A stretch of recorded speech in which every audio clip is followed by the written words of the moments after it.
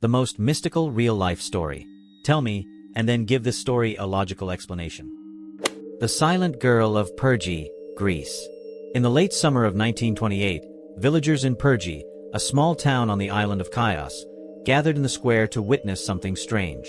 A young girl, no more than 12, had been found wandering barefoot among the whitewashed alleys. She was silent, pale, and her dark eyes seemed locked in a trance. No one recognized her, and when asked where she had come from, she opened her mouth but made no sound. Rumors began immediately. Some swore she had appeared out of thin air, others claimed she was an omen of disaster. The sight of her, fragile, mute, and utterly alone, haunted those who saw her. Authorities were baffled. Doctors examined her but found no physical injury. Priests attempted blessings, fearing demonic possession. Villagers whispered she was a spirit of the dead, a revenant returning to the living. A few insisted she was the victim of a curse, punished by higher powers for trespassing on sacred ground. As days turned to weeks, the girl remained mute, communicating only with gestures, staring at the horizon as if she were waiting for something unseen. Her silence became a mystery that divided Pyrgi.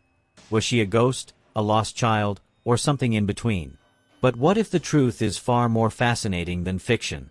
Modern medical researchers now believe the girl was suffering from selective mutism, a rare anxiety disorder where a child becomes unable to speak in stressful environments, despite having the ability to talk normally elsewhere. Combined with the trauma of displacement, she was later identified as a refugee child separated from her family after the Greco-Turkish population exchange. Her condition manifested as eerie, total silence. To the fearful eyes of Pyrgi's villagers, she seemed supernatural. In reality, she was a lost child bearing the scars of war and fear, her story reminding us how fragile the line is between legend and lived experience. The Ghost Ship of Northumberland Strait, Canada. For more than 2 centuries, fishermen along Canada's Northumberland Strait have told the same chilling tale. On calm nights, a massive 3-masted ship would appear out of nowhere, its sails glowing in a furious blaze.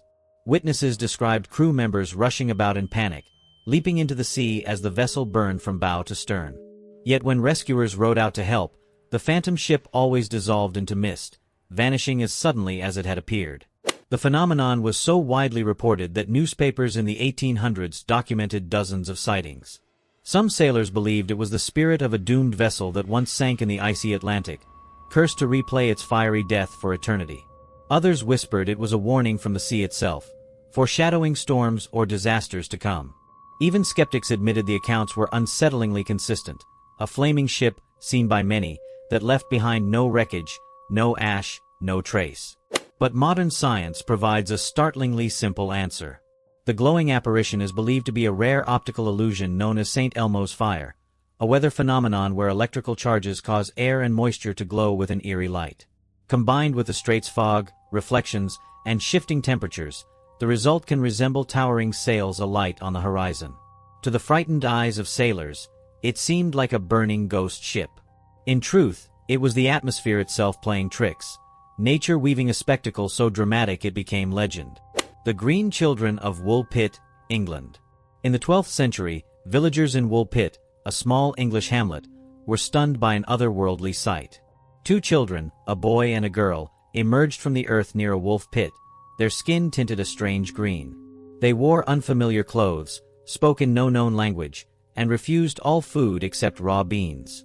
Frail, frightened, and entirely out of place, the children seemed to belong to another world. When questioned, they claimed to come from a land with no sun, only perpetual twilight. Rumors spread quickly. Some believed the children had stumbled from a hidden subterranean realm. Others whispered of fairies, spirits, or beings from the stars. The green hue of their skin fueled speculation that they were not human at all. Chroniclers of the time recorded the mystery with fascination, noting that while the boy eventually died, the girl grew strong, learned English, and described her homeland as St. Martin's Land, a place beyond human maps. For centuries, the story has been told as evidence of parallel worlds brushing against our own. But the truth may be far more earthly, yet no less fascinating. Historians now suggest the children were Flemish immigrants orphaned during political turmoil, their strange language mistaken for something alien. Their green-tinged skin could have been the result of chlorosis, an iron deficiency anemia caused by malnutrition, which fades once a proper diet is restored. As the girl adapted, she lost her green pallor, fitting seamlessly into English life. What began as a baffling legend of visitors from another world may have been a tragic story of displaced children, reminders that even the strangest mysteries often have human origins. Thanks a lot for watching. Don't forget to subscribe to the channel.